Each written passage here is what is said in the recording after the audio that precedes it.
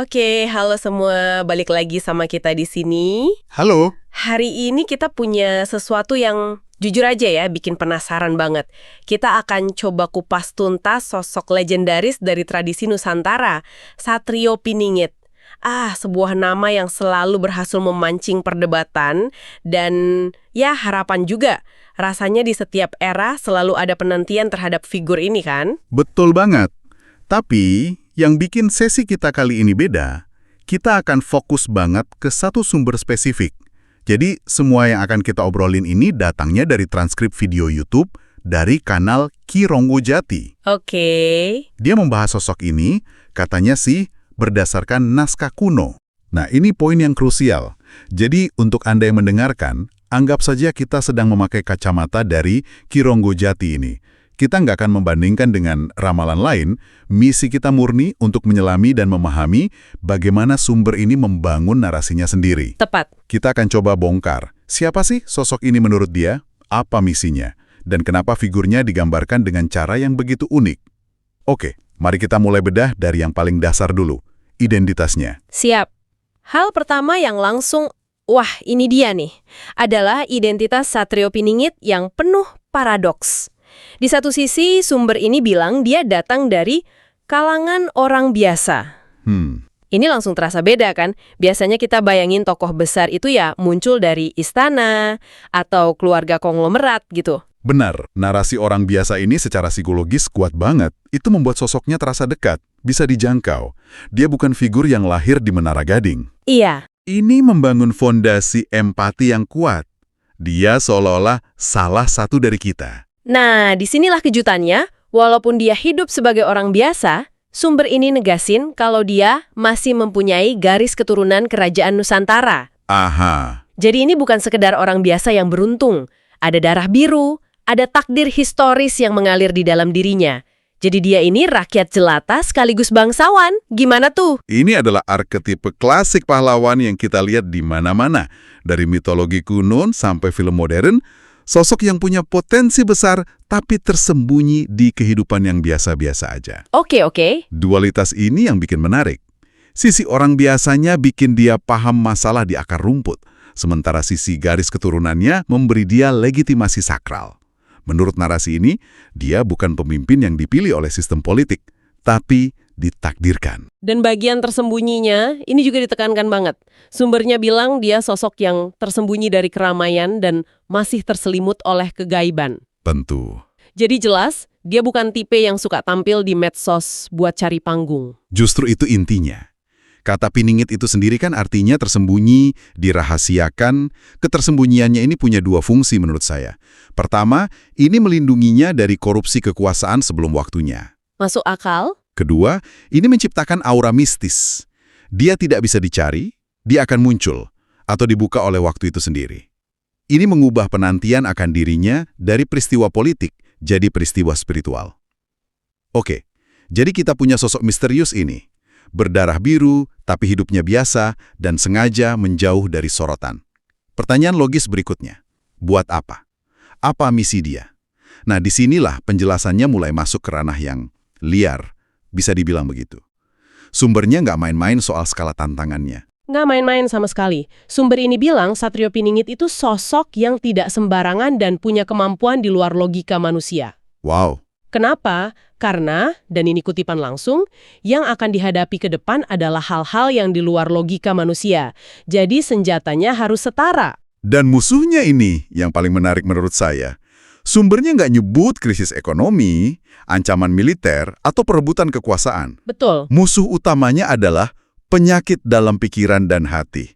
Bahkan disebut spesifik, iri dan dengki. Nah, coba deh, Anda bayangin, seorang pemimpin agung ditakdirkan muncul bukan untuk bangun infrastruktur, tapi untuk memerangi iri dan dengki. Aneh kan kedengerannya? tapi kalau kita hubungkan dengan konteks yang juga disebut oleh sumbernya, yaitu era digital, semuanya jadi nyambung. Gimana tuh? Coba pikirkan, apa bahan bakar utama dari banyak drama dan konflik di media sosial sekarang? Bukankah itu perbandingan sosial yang konstan, yang melahirkan rasa iri?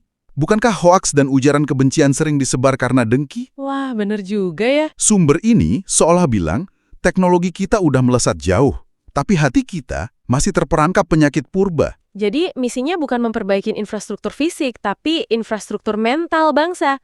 Wow, itu tugas yang jauh lebih berat. Jauh lebih berat. Dan inilah kenapa kemampuannya harus di luar logika. Gimana caranya Anda menyembuhkan kedengkian massal dengan kebijakan publik? Kan nggak bisa. Nggak bisa. Menurut narasi ini, butuh intervensi spiritual. Dia bukan datang untuk mengalahkan lawan politik, tapi untuk menyembuhkan penyakit yang menjangkiti semua orang. Dan untuk menegaskan keasliannya, sumber ini nambahin satu detail unik. Dikatakan sosok ini punya cakra yang tidak bisa ditiru. Ini menarik. Di zaman di mana semua hal bisa di-copy-paste, diduplikasi, dia punya sesuatu yang original dan nggak bisa dijiplak. Itu seperti, semacam tanda tangan spiritual. Sebuah segel keaslian. Sumber ini sadar banget kalau narasi Satrio Piningit ini rentan dibajak. Pasti akan ada yang ngaku-ngaku. Pasti. Dengan menyebut adanya cakra unik ini, sumber itu menciptakan kriteria yang nggak bisa diukur dengan cara biasa. Verifikasinya bukan lewat KTP atau ijazah, tapi lewat sesuatu yang spiritual. Oke, ini jadi makin dalam. Kita punya sosok yang misinya nyembuhin penyakit hati di era digital, dan dia punya sertifikat keaslian spiritual. Nah, biasanya kan kalau kita ngomongin ramalan, kesannya tuh masih jauh di depan. Betul. Tapi sumber ini ngasih klaim yang cukup bikin kaget. Ini yang mengubah skalanya dari sekedar ramalan, jadi laporan keadaan terkini. Persis. Sumbernya bilang Satrio Piningit sudah mulai bergerak terus menjalankan tugas-tugasnya. Diulang-ulang ya kata bergeraknya. Iya, seolah mau menekankan prosesnya sedang berjalan aktif saat ini juga. Jadi menurut perspektif ini, kita bukan lagi nunggu di ruang tunggu, kita udah di dalam arenanya. Mungkin kita aja nggak sadar. Dan ini implikasinya besar. Kalau dia sudah bergerak, berarti jejak-jejaknya, dampaknya, seharusnya sudah mulai bisa dirasakan walaupun mungkin samar. Tapi di sini letak twistnya. Kalau Anda bayangin kemunculannya bakal disambut karpet merah, Anda salah besar. Sumber ini justru bilang sebaliknya. Akan ada penolakan. Banyak.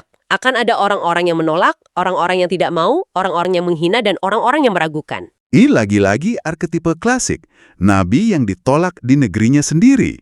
Penolakan ini justru berfungsi sebagai semacam validasi dalam narasi tersebut. Gimana maksudnya validasi? Gini, kalau misinya melawan penyakit hati, kayak iri dan dengki, maka orang-orang yang paling parah terjangkit penyakit itu pasti akan jadi yang pertama menolaknya. Kehadirannya itu terasa mengancam bagi mereka. Oke. Jadi, penolakan itu sendiri jadi bukti bahwa misinya berjalan di jalur yang benar. Dia mengusik zona nyaman dari kedengkian itu. Masuk akal. Bahkan sumbernya sampai bilang hanya seberapa orang yang mau bersama Satrio Piningit. Ini kontras banget ya sama pemimpin populis yang didukung jutaan orang. Ini memunculkan pertanyaan yang paling krusial kan? Iya. Jika dia sudah bergerak, tapi banyak yang nolak, dan pasti banyak yang ngaku-ngaku, terus gimana cara kita bedain mana yang asli dan palsu? Nah, itu dia pertanyaan jutaan dolarnya. Dan sumber ini nggak ngasih jawaban yang gampang. Malah jawabannya dibungkus dalam teka-teki. Dikatakan bahwa sesungguhnya sosok Satrio Piningit ini dapat dikenali karena hal yang banyak orang sepelekan, hal yang banyak orang lupakan. Dan disinilah narasi ini jadi sangat personal. Kuncinya nggak ada di luar, nggak di berita utama. Kuncinya ada di dalam persepsi kita sendiri. Hal yang banyak orang sepelekan. Ya. Ini maksa kita untuk nanya ke diri sendiri, apa ya yang saya sepelekan setiap hari? Kebaikan kecil, kejujuran, ketulusan, alam sekitar, jadi petunjuknya bukan spanduk besar, tapi mungkin kayak bisikan di tengah keramaian yang cuma terdengar oleh mereka yang mau berhenti sejenak. Tepat, ini ciri khas kebijaksanaan kuno. Kebenaran sejati seringkali nggak teriak, dia berbisik. Narasinya nggak ngasih ciri-ciri fisik, itu terlalu gampang dipalsukan. Sebaliknya, dia ngasih sebuah metode. Mulailah perhatikan hal-hal kecil yang selama ini Anda abaikan. Oke, jadi situasinya sosoknya sudah bergerak, misinya melawan penyakit batin, tapi ditolak banyak orang, dan kuncinya tersembunyi. Lalu, apa urgensinya? Kenapa kita harus peduli sekarang? Ya, apa dampaknya? Di bagian akhir, sumber ini ngasih peringatan yang nadanya cukup serius. Ada kalimat tentang titik bencana yang tidak bisa dilawan. Sebuah keniscayaan, sesuatu yang pasti datang, kita percaya atau enggak. Betul. Sumbernya bilang, Mau tidak mau, siap tidak siap, kita akan mengalami hal yang di luar perkiraan kita. Pesannya jelas, ini bukan pilihan. Dan untuk memperkuat argumennya, sumber ini menunjuk ke alam. Nah, ini. Dia bilang, alam ini sudah menunjukkan gambaran untuk apa yang akan terjadi ke depan. Ini menghubungkan krisis spiritual manusia dengan krisis ekologis. Bencana alam, perubahan iklim, wabah. Semua itu, dalam kacamata narasi ini, bukan lagi kejadian acak. Itu adalah tanda, komunikasi dari alam bahwa keseimbangan sudah terganggu. Jadi alam sedang berbicara pada kita. Lantas apa yang harus kita lakukan? Apa kita cuma duduk pasif menunggu? Justru disinilah pesan utamanya. Sumber ini sama sekali nggak menyarankan kepasifan. Sebaliknya, orang-orang yang dianggap siap itu adalah, dan ini menarik, orang-orang yang sampai sekarang mau belajar dan terus belajar. Belajar apa? Belajar di sekolah, bukan itu. Sumbernya lebih spesifik. Mau belajar dari alam ini, belajar dari fenomena yang sudah bermunculan. Ini panggilan untuk kembali jadi murid alam, mengamati pola cuaca, perilaku hewan. Betul. Dan juga belajar dari fenomena sosial, kegaduhan, konflik, krisis, bukan dengan menghakimi, tapi dengan mencoba memahami akar masalahnya, yaitu penyakit hati tadi. Jadi persiapan yang dimaksud di sini bukan membangun bunker atau menimbun makanan ya? Bukan, tapi lebih ke persiapan batiniah dan peningkatan kesadaran. Kesiapan itu soal kepekaan, kemampuan membaca tanda-tanda zaman. Ini ajakan untuk menyelaraskan kembali intuisi dan nalar kita. Wah, perjalanan yang cukup jauh ya. Oke, coba kita tarik benang merahnya. Berdasarkan sumber dari Ki Ronggojati ini, gambaran Satrio Piningit itu sangat spesifik. Dia bukan sekedar figur politik. Sama sekali bukan. Dia figur spiritual. Sebuah paradoks. Bangsawan yang hidup merakyat, sakti tapi tersembunyi. Misinya pun soal penyembuhan moral bangsa dari penyakit iri dan dengki. Sangat relevan di era medsos. Dan kemunculannya, yang diklaim sedang terjadi sekarang, nggak mulus. Justru diwarnai penolakan, keraguan, dan cuma bisa dikenali lewat petunjuk yang tersembunyi di hal-hal sepele. Kalau kita simpulkan, dari perspektif sumber ini, narasi Satrio Piningit ini adalah sebuah cermin besar. Ini cerita tentang krisis kepemimpinan moral di tengah krisis spiritual global. Tantangannya dari dalam, penyakit hati. Dan karena itu, solusinya juga harus dari dalam. Dan ini membawa kita pada satu pemikiran terakhir untuk Anda renungkan, yang mungkin jadi inti dari seluruh pembahasan kita hari ini. Sumber ini terus-menerus mengulang bahwa kunci untuk memahami zaman, untuk mengenali kebenaran, itu tersembunyi dalam hal yang banyak orang sepelekan atau lupakan. Pertanyaannya jadi begini, jika petunjuk terpenting untuk masa depan kita semua justru tidak ada di berita-berita besar, melainkan tersembunyi dalam hal-hal kecil yang kita abaikan setiap hari, coba pikirkan sejenak, adakah sesuatu dalam rutinitas Anda saat ini? Sebuah interaksi, sebuah kebiasaan kecil, atau mungkin sebuah perasaan aneh yang sering Anda abaikan, yang jangan